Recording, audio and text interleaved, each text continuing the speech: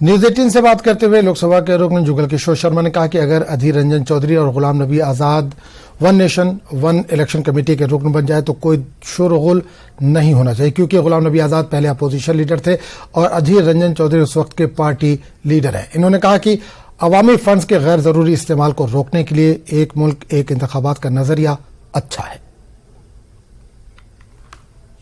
Committee में अधीर रंजन चौधरी और गुलाम नबी आजाद को शामिल किया गया है और उसके बाद कंट्रोवर्सी जो है वो पैदा हो गई है। इस पे हम बात करेंगे। लोकसभा एमपी जुगल किशोर हमारे साथ मौजूद है। वन नेशन वन इलेक्शन जो कमेटी है उसमें गुलाम नबी आजाद का आना क्या दर्शाता है?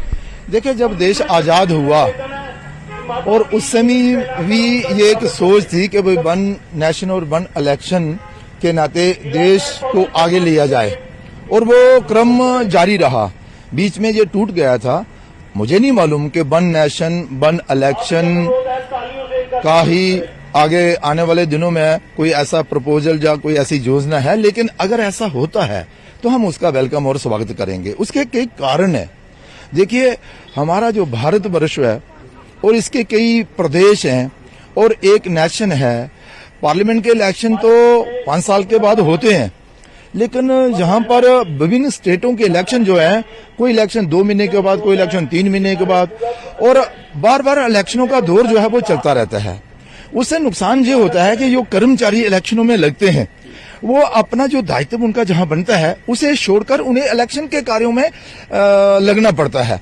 और फिर आपने देखा होगा कि विकास के जो कार्य हैं, क्योंकि कोड ऑफ कंडक्ट लगने के बाद विकास के कार्य भी रुक जाते हैं और इसके अलावा भी पैसे का भी जो बड़ा खर्चा जो है वो देश पर बोझ पड़ जाता है।